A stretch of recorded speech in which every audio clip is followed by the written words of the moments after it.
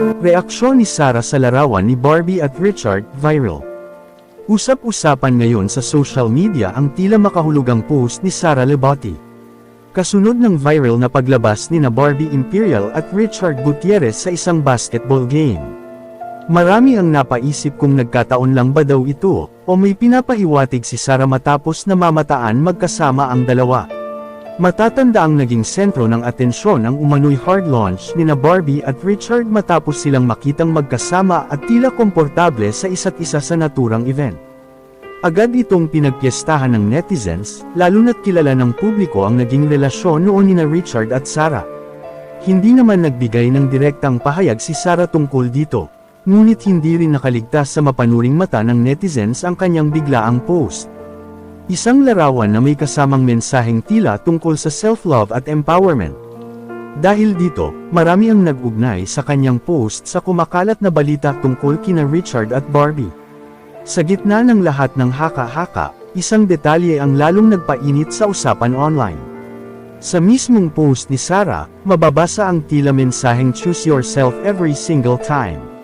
Bagamat simple lamang ang linyang ito, marami ang nakaramdam na may lalim at pinanggagalingan ito. Para sa ilan, isa itong malinaw na indikasyon na mas pinipili ngayon ni Sara ang sarili, kapayapaan, at personal na growth kaysa pumapatol sa anumang issue. May mga netizens na pumuri sa kanyang pagiging classy at hindi pagpatol sa intriga. Para sa kanila, hindi na kailangan magsalita ng direkta kung ang aksyon at mensahe ay malinaw na. Samantalang ang iba naman ay naniniwala na ito ay isang subtle response at hindi man direkta, pero sapat para ipahayag ang kanyang nararamdaman. Ngunit napansin ngayon ng netizens na tila nagbago ang caption nito sa larawan o ito lang talaga ang kanyang inilagay ngunit binigyan lamang ng ibang kahulugan. Sa kabilang banda, may ilan ding nagsasabing baka wala naman talagang koneksyon ang post ni Sara sa issue.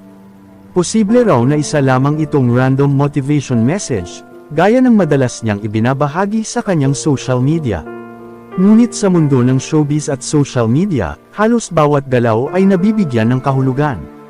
Hindi rin may kakaila na maraming netizens ang nakaabang sa susunod na mangyayari kung magbibigay ba ng mas malinaw na pahayag si Sara. O mananatili siyang tahimik at ipagpapatuloy ang kanyang low-key ngunit makabuluhang online presence. Sa kabila ng lahat, isang bagay ang malinaw para sa netizens.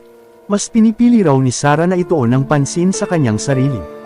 Sa halip na makisawsaw sa ingay ng intriga, ipinapakita niya na may ibang paraan para harapin ang ganitong sitwasyon, ang piliin ng sarili, ang katahimikan at ang pag-usad. At marahil din raw, iyon ang mensaheng gustong iparating ni Sara na sa gitna ng anumang kontrobersya. Ang tunay na panalo ay ang taong marunong pumili ng sarili niyang kapayapaan.